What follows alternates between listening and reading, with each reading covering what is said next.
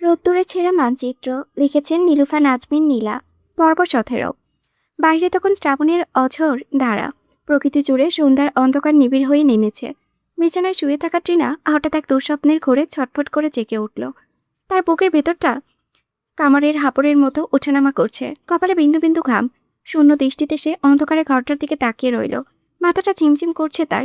তবে কি এতক্ষণ যা কিছু দেখল, আরিয়ানের সেই ভয়াবহ দুর্ঘটনা, হাসপাতালের করিডোরে তার পাগলের মতো ছোটাছুটি, আরিয়ানের সেই অচেনা নির্লিপ্ত দৃষ্টি, সবই কি তবে স্বপ্ন ছিল? দিনের সারা শরীর ভয়ে অবশ হয়ে আসছে। খোলা জানালা দিয়ে বৃষ্টির ছাট এসে তার গায়ে লাগছে, কিন্তু উঠে গিয়ে জানালাটা বন্ধ করার মতো শক্তিও সে পাচ্ছে না। বৃষ্টির এই একটানা শব্দ শুনলেই টিনার অবচেতন মনে সেই কৈশোরের বিভীষিকা জেগে ওঠে। সাথে সেই নির্জন কোণে মামার সেই কুৎসিত লালসা আর নিজের অসহায়ত্বর স্মৃতি তাকে আষ্টে পৃষ্ঠে জড়িয়ে ধরে। সে চাদরের গায়ের ওপরে আরও শক্ত করে টেনে নেয়, জড়সড় হয়ে পড়ে রইল। ঠিক সেই মুহূর্তে দরজার কপাট খোলার শব্দ হলো। টিনা সিক্ত চোখে তাকিয়ে দেখল দরজার চৌকাঠে দীর্ঘকায় এক ছায়া। আরিয়ান। আরিয়ান ঘরে ঢুকেই সুইচ টিপে আলো জ্বালিয়ে দিল। ঘরটা মুহূর্তেই জলজল করে উঠল। আরিয়ানের পুরো শরীর বৃষ্টির জলে সিক্ত, চুল বেয়ে জল গড়িয়ে পড়ছে। হাতের ব্যাগটা মেঝেতে রাখে সে। বিছানার দিকে তাকাতেই থমকে গেল। টিনার বিধ্বস্ত চেহারা দেখে সে দ্রুত পদে এগিয়ে এলো। টিনা এখনো কোনো কথা বলে না, পাগলের মতো আরিয়ানকে জড়িয়ে ধরল, যেন এই মুহূর্তে একবার ছুঁতে না পারলে তার অস্তিত্ব বিলীন হয়ে যাবে। আরিয়ান কিছুটা বিস্মিত হয়ে টিনার মাথায় হাত রেখে নরম গলায় জিজ্ঞেস করল, কি হয়েছে ত্রিনা? শরীর খারাপ লাগছে? তুমি এমন করছো কেন? টিনা তার বুকের মাঝে মুখ লুকিয়ে ধরা গলায় বলল, আমার খুব ভয় হচ্ছে, খুব ভয়। আরিয়ান তার চিবুকটা আলতো করে উঁচিয়ে ধরে হাসলো। পরম মমতায় বলল, পাগলি মেয়ে, কিসের এত ভয়? আমি আছি তো। টিনা কান পেতে বৃষ্টির শব্দ শুনল, তারপর ভেজা কণ্ঠে বলল, এই প্রকৃতি থেকে কি বৃষ্টি চিরতরে মুছে ফেলা যায় না? বৃষ্টির শব্দ কানে এলে মনে হয় কেউ যেন তপ্তশিলা সীসা ঢেলে দিচ্ছে। আরিয়ান মৃদু হেসে তার কপালে হাত বুলিয়ে দিয়ে বলল, বৃষ্টির শব্দ শুনে কেউ বুঝি এমন ভয় পায়? টিনা আরিয়ানের সেই জলসিক্ত মায়াবী চোখের দিকে স্থির দৃষ্টিতে তাকিয়ে রইল। তার চোখ বেয়ে আবারও জল গড়িয়ে পড়ল। সে ফিসফিস করে বলল, আমি বড্ড ভয়ঙ্কর একটা স্বপ্ন দেখেছি। কি শব্দ? আরিয়ান কৌতূহলী হয়ে জিজ্ঞেস করল। টিনা মাথা নেড়ে বলল, না, বলবো না। মা বলতেন অশুভ স্বপ্ন না দেখলে নাকি সত্যি হয়ে যায়। আমি চাই না সেই দুঃস্বপ্ন কখনো ছায়া হয়েও আমার জীবনে আসুক। আরিয়ান তাকে সান্ত্বনা দিতে কিছু বলতে যাবে, তার আগে টিনা আবারও প্রশ্ন করল, আপনাকে হারানোর ভয় আমাকে এত নিঃস্ব করে দেয় কেন?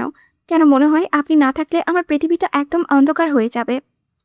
আরিয়ান টিনার দু হাতে নিজের হাতে রেখে গভীর অনুরাগে বলল, ভালোবাসায় যদি হারানোর ভয় না থাকে, তবে সেই ভালোবাসা পূর্ণ পায় না। এই ভয়টুকু তো একে অপরের প্রতি আরও বেশি যত্ন করে তোলে। টিনা কিছুক্ষণ স্তব্ধ হয়ে আরিয়ানের চোখের দিকে তাকিয়ে রইল। ধীরে ধীরে তার মনের অস্থিরতা কমতে শুরু করল। সে আরিয়ানের ভেজা শার্টের দিকে তাকিয়ে নিজেকে সামনে নিয়ে বলল, যান, দ্রুত গিয়ে ফ্রেশ হয়ে আসুন। যে হারে ভিজেছেন ঠান্ডা লেগে যাবে তো। আরিয়ান টিনার কপালে একটা আলতো করে চুমু খেয়ে বাথরুমের দিকে পা বাড়ালো। কিছুক্ষণ পর সে ফ্রেশ হয়ে ফিরে আসতেই টিনা অনুভব করল না, কোনো হাসপাতালে নেই, কোনো স্মৃতিভ্রম নেই। তার রাগী সাহেব তার পাশেই আছে। বাইরে বৃষ্টির শব্দটা এখন আর সীসার মতো বাজছে না, বরং মনে হচ্ছে তা এক অলিখিত প্রেমের গান হয়ে যাচ্ছে। বৃষ্টি ভেজা নির্জন রাজপথ, ঝিরঝিরে বৃষ্টির সাথে তাল মিলিয়ে দুই একটা রিক্সা টুংটাং শব্দ তুলে অজানায় মিলিয়ে যাচ্ছে। রাস্তার ধারে সোডিয়ামের স্নান আলোয় মায়াবী পরিবেশ তৈরি করেছে। সেই আলো আধারিতে ভিজেতে একাকার হয়ে হেঁটে চলেছে দুই মানবী, নুসরাত আর নির্জন ইমতিয়াজ। নুসরাতের পরনে চুড়িদার ভেজে শরীরের সাথে লেপ্টে আছে। তার লম্বা ভেজা চুলগুলোর মুখের ওপরে অবাধ্য হয়ে আষ্টে পড়েছে। সে দুই হাত মেলে বৃষ্টির প্রতিটি ফোঁটাকে যেন অনুভব করতে চাইছে। এই রাতের বৃষ্টিতে শরীরের হাড় কাঁপানো ঠান্ডা লাগলেও নুসরাতের মনে এক অদ্ভুত প্রশান্তি। তার চোখে কাঁচের চশমাগুলো বৃষ্টির ঝাপসা ঝাপসা হয়ে এলো, কিন্তু খোলার উপায় নেই। চশমা সারা যে নুসরাত পুরো পৃথিবীটাই ধোঁয়াশে। সোডিয়ামের আলোয় তার গালের সেই পুরনো এসিড দগ্ধ দাগটা এখন আর বোঝা যাচ্ছে না, বরং বৃষ্টির স্নিগ্ধতায় তাকে অপার্থিব সুন্দর দেখাচ্ছে। নির্জন পকেটে এক হাত ঢুকিয়ে মুগ্ধ নয়নে তাকিয়ে আছে তার ওই চশমাওয়ালি ম্যাডামের দিকে। নুসরাতকে দেখলে তার মনে হয় পৃথিবীতে মায়া যদি কোনো রূপ নিত, তবে সে হয়তো এই মেয়েটার মতোই হইতো। নির্জনের নিজের মাথার চুলগুলো কপালে লেপ্টে আছে। ভেজা সাদা শার্টের নিচে শরীরের গঠন স্পষ্ট। সে এক পা বাড়িয়ে নুসরাতের পথ আগলে দাঁড়ালো। নির্জন মৃদু কণ্ঠে বলল, এভাবে ভিজলে তো নির্ঘাত জ্বর বাঁধাবেন ম্যাডাম, এবার একটু থামুন। নুসরাত হাসল। এক অদ্ভুত চাপলতায় মাথা দুলিয়ে বলল, হলে হোক না জ্বর, সেবা করার জন্য তো আমার বাদমালা আছে, তাই না? নুসরাত আবার হাঁটতে শুরু করলো। নির্জন তার পেছনে পেছনে ছায়ার মতো অনুসরণ করেছে। বাড়ির কাছাকাছি এসে নুসরাত হঠাৎ থমকে দাঁড়ালো। সে ঘুরে দাঁড়িয়ে নির্জনের চোখের দিকে সরাসরি তাকালো।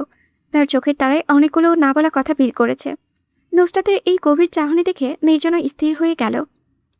নির্জন অনুচ্চস্বরে জিজ্ঞেস করলো, কিছু কি বলবে আমায়? নুসরাত স্থির দৃষ্টিতে নির্জনের দিকে তাকিয়ে রইল।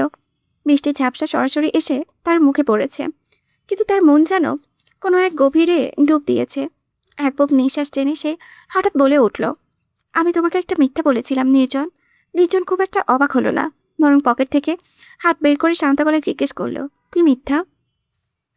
নুসরাত কিছুটা অপরাধের সুরে বলল, তুমি আমাকে একবার জিজ্ঞেস করেছিলে তোমার আগে আমি কাউকে ভালোবেসেছিলাম কিনা। সেদিন আমি সরাসরি না বলেছিলাম, কিন্তু আমার সেই উত্তরটা পুরোপুরি মিথ্যে ছিল। তোমার আগে অন্য একজনকে আমার জীবনে এসেছিল, যাকে আমি ভালোবেসেছিলাম। নির্জন এবার মৃদু হাসল। সে হাসিতে নেই কোনো ঈর্ষা, নেই কোনো অভিযোগ। সে নুসরাতের আরও কাছে এসে বলল, আমি জানি ম্যাডাম, এমনকি তুমি কাকে ভালোবেসেছিলে সেটা আমার অজানা নয়।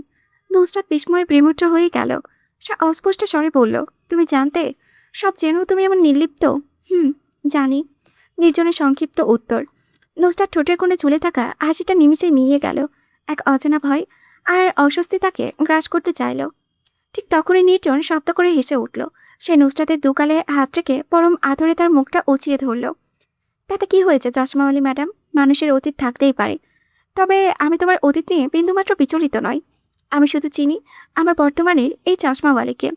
ওই পুরনো ডায়েরির পাতাগুলো আমার কাছে এখন অর্থহীন। নুসরাতের চোখ বেয়ে দুফোঁটা তপ্ত জল গড়িয়ে পড়ল। কিন্তু অবিরত ঝরতে থাকা বৃষ্টির শীতল জলে সেই চোখের জল কখন যে মিশে একাকার হয়ে গেল কেউ টেরই পেল না। হঠাৎ করে নির্জন তাকে অবাক করে দিয়ে নুসরাতকে পাচা কোলে তুলে তুলে নিল। নুসরাত অপ্রস্তুত হয়ে নির্জনের ভেজা শার্টটা শক্ত করে আঁকড়ে ধরল। নির্জন তাকে নিয়ে বৃষ্টি ভেজা পথে হাঁটতে হাঁটতে বলল, আমি তোমার অতীত নিয়ে ভাবি না, আর চাই না তুমিও সেটা নিয়ে ভাবো। সব ভুলে গিয়ে এখন শুধু আমার দিকে তাকাও নুসরাত। নুসরাত স্তব্ধ হয়ে নির্জনের বুকের উপরে মাথা রেখে রইল। তার মনে হতে লাগলো, সৃষ্টিকর্তা যা করেন তা মানুষের মঙ্গলের জন্যই করেন। অনেক সময় আমরা এক টুকরো রূপা হারিয়ে কত হাহাকার করি, কত অভিযোগ তুলে বিধাতার কাছে, অথচ আমরা জানি না যে পরম করুণাময় আমাদের হাতে থেকে সামান্য রূপা কেড়ে নিলে কেবল তার বিনিময়ে দামে এক টুকরো হীরা উপহার দেবেন। তাই দেখতে দেখতে সময়ের চাকা দ্রুত ঘুরে গেল। ক্যালেন্ডারের পাতা উল্টে টিনা এখন তার গর্ভ অবস্থায় ৮ম মাসে পা রেখেছে। তার শারীরিক অবয়বে এখন এক পূর্ণতা মাতৃত্বের সেই অমলিন আভা সারা মুখে ছড়িয়ে পড়েছে। দূর থেকে দেখলেও স্পষ্ট বোঝা যায়। আর ভেতরে এক নতুন প্রাণ, এক নতুন অস্তিত্ব টানা মেরেছে। আজ টিনার নিয়মিত চেকআপের দিন। আরিয়ানা অতি সাবধানে টিনার হাত ধরে সিঁড়ি দিয়ে নামছে, যেন কাচের কোনো মহাবল্য সম্পদ আগলে রেখেছে সে। ড্রয়িং রুমে মাইমুনা বেগম উদ্বিগ্ন মুখে এগিয়ে এলেন। ছেলের কাঁধে হাত রেখে শাসনের সুরে বললেন, শোন বাবা, গাড়ি একদম ধীরে চালাবি, রাস্তাঘাটের অবস্থা ভালো না। কোনোভাবে যেন টিনার কষ্ট না হয় সেদিকে খেয়াল রাখিস। আরিয়ান শান্ত গলায় বলল, তুমি চিন্তা করো না মা, আমি খুব সাবধানেই চালাবো। টিনা কোনো মতে গাড়ির পেছনের সিটে না বসে আরিয়ানের পাশেই সামনের সিটে বসল। আজ সকাল থেকে তার মনটা কেন জানি একটু ভার হয়ে আছে। আরিয়ান গাড়ি স্টার্ট দেওয়ার আগে টিনার মলিন মুখের দিকে একবার তাকালো। অতঃপর কোমল গলায় জিজ্ঞেস করলো, শরীর কি ঠিক আছে তেনার? মন খারাপ করেছো কেন? টিনা ছোট করে উত্তর দিল, ঠিক আছে। আরিয়ান এবার গাড়ি স্টার্ট দিল, কিন্তু গাড়ি চলতে শুরু করতেই টিনার চোখের পলক আর পড়ে না। সে অবাক হয়ে একবার জানালার বাইরে তাকাচ্ছে, আর একবার স্পিডোমিটারের দিকে। আরিয়ানের গাড়ি এখন যে গতিতে চলেছে তাকে আর যাই হোক ড্রাইভিং বলা চলে না। রাস্তার ধারে ল্যাম্পপোস্টগুলোও যেন স্থির হয়ে দাঁড়িয়ে আছে। টিনা আর সহ্য করতে না পেরে বিস্ময় মাখানো গলায় জিজ্ঞেস করল, আপনি কি রসিকতা করছেন? এত ধীরে গতিতে কেন গাড়ি চালাচ্ছেন? সাইকেলের চেয়েও কম গতিতে চললে তো আমরা পরশুদিন ক্লিনিকে পৌঁছাবো। আর একটু স্পিড দিন প্লিজ। আরিয়ান অত্যন্ত গম্ভীর মুখে স্টিয়ারিং ধরে রাখল। না, স্পিড দেওয়ার কোনো কথাই আসে না। যদি হুট করে ব্রেক কষতে হয়, যদি ঝাঁকুনি লাগে, কোনো রকম রিস্ক নেওয়া যাবে না। টিনা একটা দীর্ঘশ্বাস পেলে হা করে তাকিয়ে রইল তার এই অতি সতর্ক স্বামীর দিকে। রাস্তার পাশ দিয়ে একটা সাধারণ সাইকেলে সাই সাই করে তাদের গাড়িকে ছড়িয়ে দিয়ে যাচ্ছে। আরিয়ানের এই অতিরিক্ত সাবধানতা দেখে টিনা হাসবে না কাঁদবে বুঝতে পারছে না।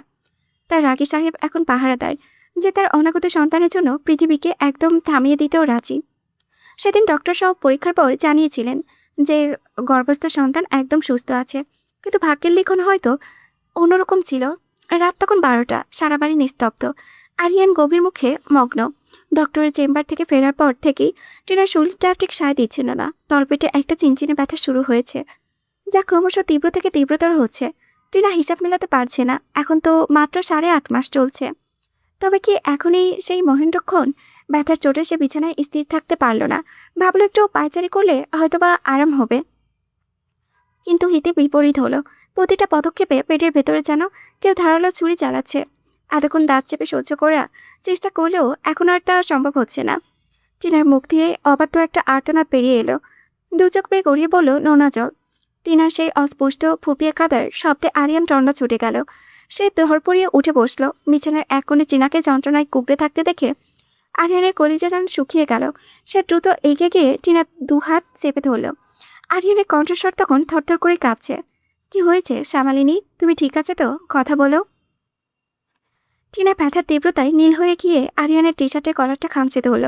ভাঙা গলায় বলল, খুব ব্যথা করছে আরিয়ান, পেটে ভীষণ ব্যথা হচ্ছে, আমি আর সহ্য করতে পারছি না। আরিয়ানকে কর্তব্য বিমূঢ় হয়ে পড়ল। প্রিয়তমা স্ত্রীর এই অবর্ণনীয় কষ্ট দেখে তার নিজের চোখেও জল চলে এলো। সে টিনার মাথাটা নিজের বুকের সাথে জড়িয়ে ধরল, যেন নিজের বুকের উষ্ণতা তার সমস্ত যন্ত্রণা শুষে নিতে চায়। রুদ্ধস্বরে সে বারবার বলতে লাগলো, একটু ধৈর্য ধরো শ্যামালিনী, সব ঠিক হয়ে যাবে, কিছু হবে না তোমার।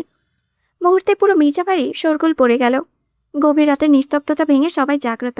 টিনার প্রসব বেদনা সময়ের সাথে পাল্লা দিয়ে বেড়েছে। যখন পূর্ব আকাশে ভোরের আলোর আভাস ফুটে উঠেছে আর মসজিদের মিনারের থেকে ফজরের আজানের প্রতিধ্বনি ভেসে আসছে, তখন আরিয়ানের নিজেকে সামলে নিতে একটু আড়ালে গেল। অজু করে নামাজের কক্ষে দাঁড়িয়ে পড়ল করুণাময়ের দরবারে। শেষদায় লুটিয়ে পড়ল আরিয়ান। সালাদ শেষে 2 হাত তুলে মোনাজাতে করে সে ডুকরে কেঁদে উঠল, হে মহান রব্বুল আলামিন, আপনি আমার স্ত্রীর এই অসহ্য যন্ত্রণাটুকু কমিয়ে দিন। সহি সালামতে আমাদের সন্তানকে এই পৃথিবীর আসার তৌফিক দান করুন। আপনি ছাড়া আর কোনো আশ্রয় নেই মাবুদ। ততক্ষণে বাইরে অ্যাম্বুলেন্সের সাইরেন বেঁচে যাচ্ছে। বাড়ির সবাই মিলে দ্রুত টিনাকে স্ট্রেচারে তুলে অ্যাম্বুলেন্সে তুলল। হাসপাতালের উদ্দেশ্যে গাড়ি ছোটার সময় আরিয়ান টিনার হাতটা শক্ত করে ধরে রইল। তার মনে তখন একদিকে অনাগত সন্তানের আগমনের প্রতীক্ষা, আর অন্যদিকে তার শ্যামালিনীকে হারানোর এক হাহাকার অজানা।